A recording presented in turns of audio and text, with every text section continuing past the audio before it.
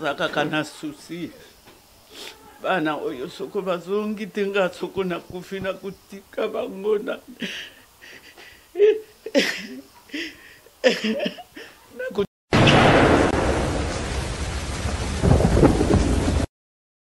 Soukaina, Tania, Nesrine, Dounia, vous m'attendez s'il vous plaît. Aidez-moi, je vais retourner en France pour étudier.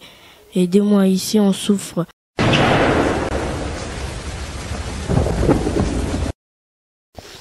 Nadine, Mayel, Kelia, Madame Lauriane, Souci Nangeza Ponana Zonga. Tozonga. Totanga. Baninga boke classe biso to kindate. Epe sanga souci.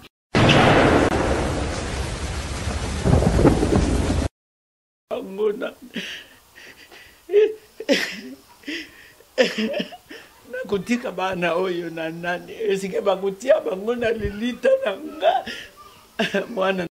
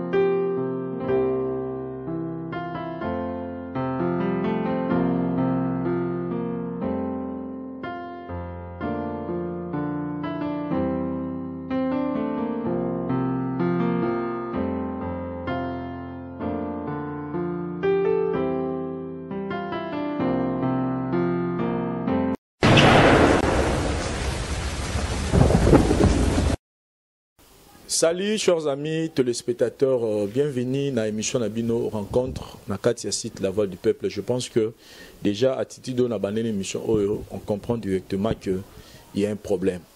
Il y a un problème très sérieux.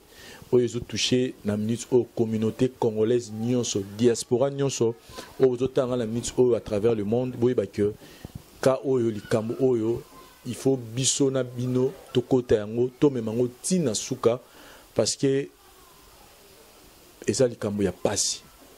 Ezali kambo ya pasi tellement que na kokité, na s'est déplacé vraiment place dans Zagita yati awa parce que le kambo est concerné biso la voix du peuple. Ezaba ka o toza osunga batu mais ezaba ka mususu on ne peut pas résister, on risque même de faire couler les larmes parce que ezo sala tellement pasi. Na ye awa na za na commune ya Ngaba, na commune ya Makala na avenue Mathieu. Parce que le problème est très sérieux. Les innocents sont battus. Les innocents sont battus. Les innocents ils sont victimes. Il y a le Cameroun qui a passé. Dans ce pays-là, dans le bande Congo, pour que tout y ait en fait, le problème est Zanini. Bonjour maman. Bonjour papa. Au matin, micro licolo. Na bande sous bonjour. Bonjour papa. Comment on a maman? Maman Chantal. Maman Chantal, namunio na bana mibale awa baza banani. Bon, baza bana grand frère nangai. Grand frère Kenda Poto, atikara mwasi na zemi, mwasi yake kobota asali hémorragie, atiki bana mapasa, to bokola bana wananga na mobange ya mama nangai, et puis que grand frère fallait abenda bana na ye, bana balandi grand frère epa ya zali, mais bana bazaki maltraité, bana balobi bazana sorcier, bana sorcellerie, to tamboli na bana a epa ba mutombo, to kepa ba prophète, to kepa ba sango, bana sorcellerie.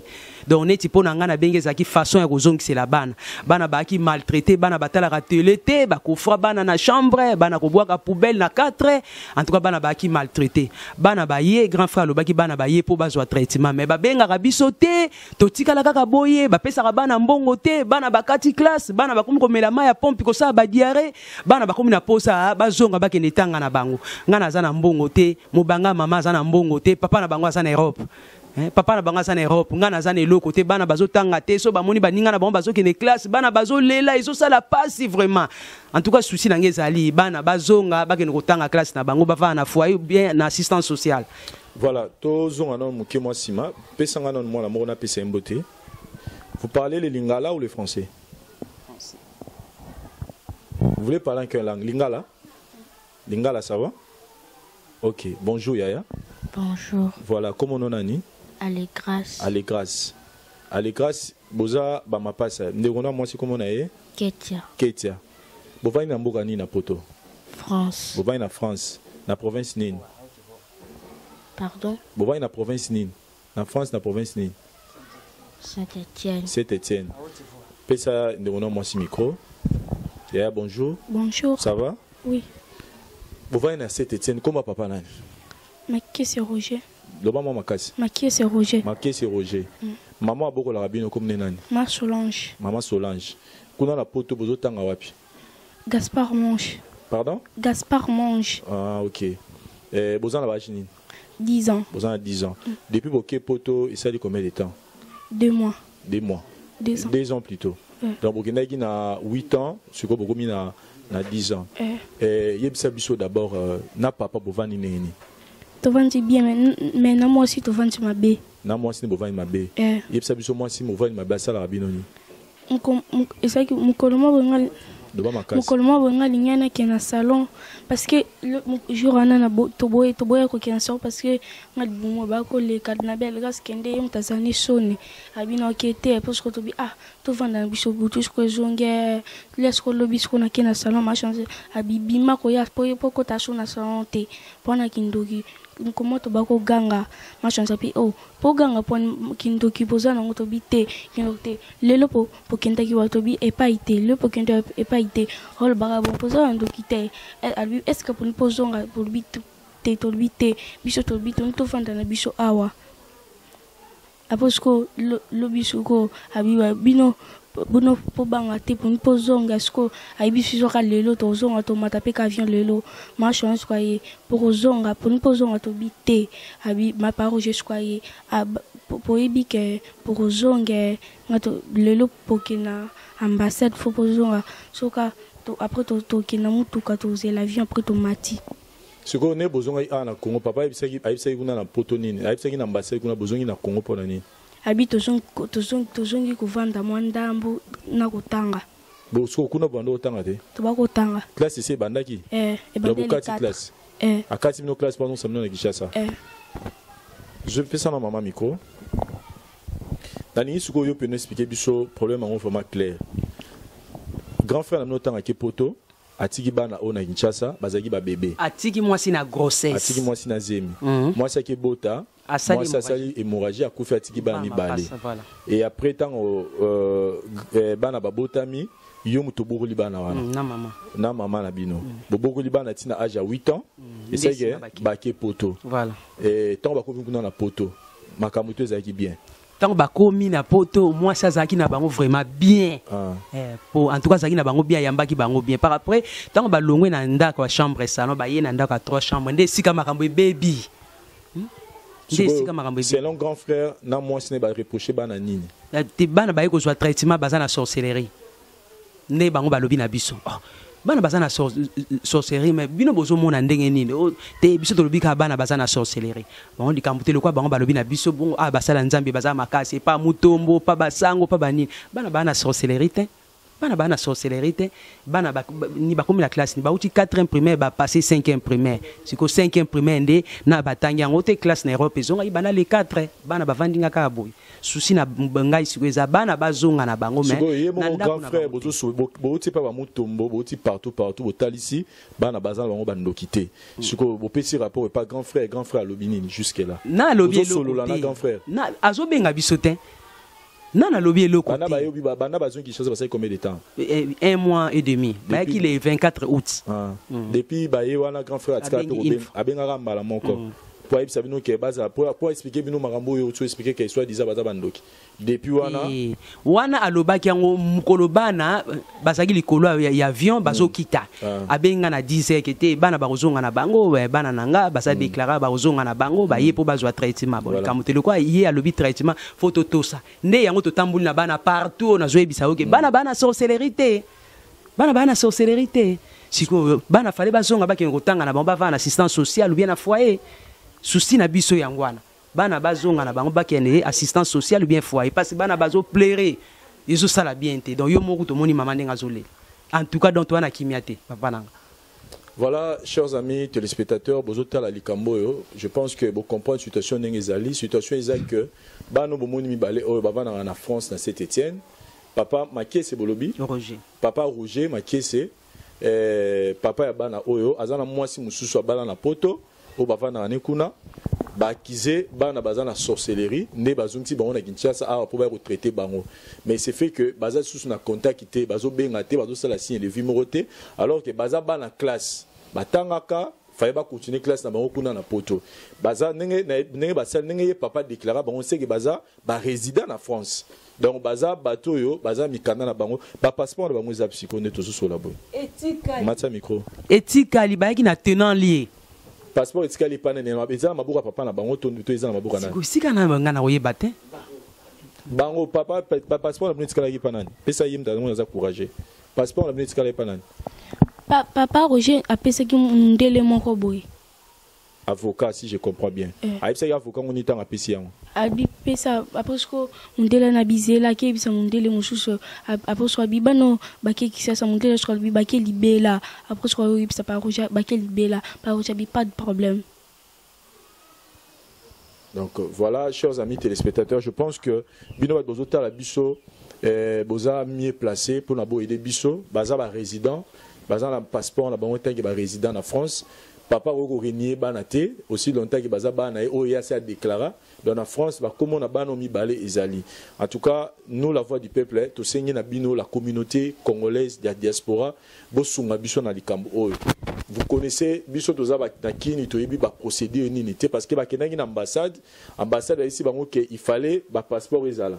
Au tenalier et barozong c'est la bango ngote to yebite ceux qui penza procédure ya ngwana fa ba kenango o bango famille bazo senga par c'est ça au fond la caméra s'il vous plaît o famille na bango famille bazo senga eza teke ceux qui ba moni ki ba rovana sona bana te mais batika bana bazonga place bazo vana par rapport ya ba condition na ba avantage au bana ba koza na ko tanga na ba condition ya malamu. Je pense que mama koko mako aza koko na bango donc Yaza Corona Bango, Bozomo Nengazolela. En tout cas, pour n'attendre souci à maman. Parce que moi, je m'adresse plus à papa na bango parce que tu éviter place Nino Yazali, Makamuni Nazo Kanisa, na Molonga Ninae, mais nous s'adresser à la communauté congolaise ou en France. Totalement, tout son abana omi baloyo, bazonga. Ceux qui bazaki na problème, il y a qui bazaki na mukanda te. Là, on allait comprendre, mais bazana mikanda, baza déjà inscrit. Comme école na binoni. Beutanga. Pesa comme école, loba pela makasi. Gaspard Monge. Gaspard Monge. Et ça, l'adresse ni. Oyeba. Oyeba te, hein. Yo oyeba adresse école. Oyeba te, hein. Oyebi comme école. Oyebi adresse place école les arabes. Je crois que rue des Alliés. Rue des Alliés. Voilà. Na Saint-Étienne. Oui. Voilà. Oyebi comme école Gaspard. Gaspard Monge. En tout cas, ceux qui écoutent parce que la situation là, bango, ne va expliquer, même l'école, va remarquer que bana va comme un peu frustré parce que par exemple ceux qui bana au balam ça, on a 4h du matin pour aller nous boire à la poubelle. Donc 4h du matin, il faut voir 4h pour n'y moi na pour aller nous boire à la poubelle libanda. Donc même l'école va remarquer que bana au baza bien mais bana na bolingo ya papa.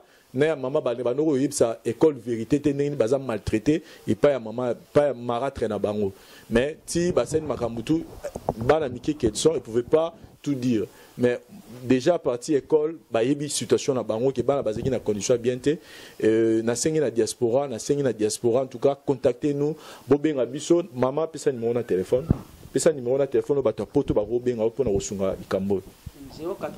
En tout cas, bandeko nanga bozana poto bo sunganga na likambo. Numéro nanga pareil 089 36 31 557. 089 36 31 557. Partout toke na bana baza na sorcellerie bana baza ti et pas passer à Mutombo boyebi Mutombo na 8e cap donc aza makasi côté makambo wana to tamboli donc so bolingi ke donc ngande ndeko na bino nazala envie na mobange ya mama oyo bosunga biso pona likambo nazaka munene na perdre nazokoka te bana bava na assistance sociale ou bien na foyer bavana baona ndako wana te bandeko na assistance sociale ou bien na foyer po bana bana souci ya kotanga so bamoni baninga bazokende balati uniforme bazoplaire nazokoka te en tout cas boyokela ngai mawa boyokela mobanga mama o mawa bandeko nanga bosunga ngai voilà na osenga paro pesa mama na biso soko koloba moi liloba pona bana o bazonga esika oyo bautaki nzaka kana souci bana oyo soko bazongi tenga soko na kufina kutika bangona na kutika bana oyo na nani esike bakutia bangona lilita nanga mwana nanga na yebilaki yeboyete na nyokwa mipona kubokola bana oyo bosunga ngai veve akala.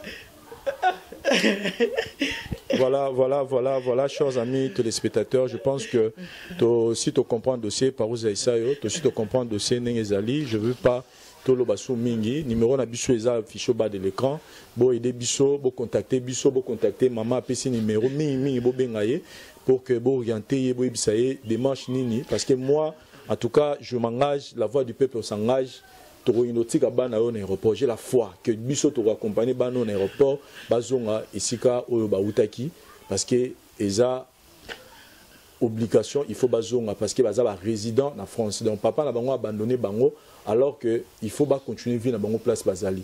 Donc je pense que cette situation est touchée mutunyo soit dans un cœur sensible bo aider biso la biso ni ne sengi tout ça là pour que bana oyo ba zonga na esika na bango par maman pesa bango micro ya yepsa bandeko bazota la biso yepsi bango nini pour ça na ezani yepsa bango pour ça na ezani s'il faut même que tu t'adresses en français tu peux le faire. Nadine Mayel Kelia Madame Lauriane souci nangeza pona na zonga tozonga totanga baninga boke classe biso tokenda te epesanga souci tozonga mkona na ebise mama toke classe mama habitwa na bilamba te tozonga tokende kotanga tozonga pe tokende kosunga tobongisa vie na biso mabala na biso leka bien. Voilà. Merci beaucoup. Il y a Ozan Kabao Loba. Loba moi mouké Loba. Nabi kwa moi goza timide mais Loba. Soukaina, Tania, Nesrine, Dounia, vous m'attendez s'il vous plaît. Aidez-moi, je vais retourner en France pour étudier. Aidez-moi, ici on souffre, on boit de l'eau de la robinet. On veut retourner en France pour étudier. S'il vous plaît, aidez-nous. Voilà, chers amis téléspectateurs, ça fait mal. Je sens même mes larmes couler. En tout cas, je n'ai plus beaucoup à dire. L'essentiel, nous attendons votre retour. Je vous en supplie vraiment. Bandeko tout besoin en français, au Monique Bogo, aider Bissopoto, aider Bana, en tout cas, aidez-nous. Je m'adresse à tout le monde, en tout cas tout le monde, la voix du peuple, tout s'adresser à Ndeko, tout à telle émission et surtout pour partager parce qu'en partageant l'émission, il y a un pour atteindre la solution les belés. Mais nous croyons que comme Baza va résident, dans ma connaissance, on a dit que tant qu'il est résident en France, papa on a un droit à aux Sabana dans Kinshasa. Donc foyer Zali, ba moins belé ça va continuer pour que nous tanga. Biso a tout message déjà dans Kinshasa, ba on va biso via Kinshasa n'engeza capacité. Merci na bande retour botali émission oyo nous attendons un retour très positif. Nanga Monabino, merci na parouche et ça au caméraman assuré. L'actualité continue sur votre site La Voix du Peuple. Merci, bye. Nzaka kana souci bana oyo soko bazongi tenga soko na kufina kutika bangona na kutika bana oyo na nani Benji Pro Production Benji Pro Production vous présente l'artiste polyvalent DJ Dollar. DJ Dollar, l'artiste est polyvalent. L'homme est rempli et bourré de talents de qualité. Il est coiffeur, il est chante, il est acteur, il est imitateur, il est animateur, il est humoriste et il est DJ. DJ Dollar, l'artiste est polyvalent. Des retours sur le devant de la scène européenne et internationale. DJ Dollar, DJ Dollar, la monnaie américaine, l'homme le plus têtu que Satan, l'homme qui a bagarré avec 45 mamios à 2 bakima namai. Des retours sur la grande scène. Benji Pro Production, Benji Pro Production couvre tous vos événements visuels, culturels et festivals. Benji Pro Production, Benji Pro Production vous présente l'artiste du moment, l'homme qui fait bouger tout le monde, les DJ qui fait ambiancer tout le monde pour toutes vos festivités, les mariages, baptêmes, anniversaires et autres. Contactez DJ Dollar, l'artiste est polyvalent. 0033 6 25 17 33 et 27 0033 6 89 82 22 et 03. Benji Pro Production, Benji Pro Production. A bon attendere, Sari.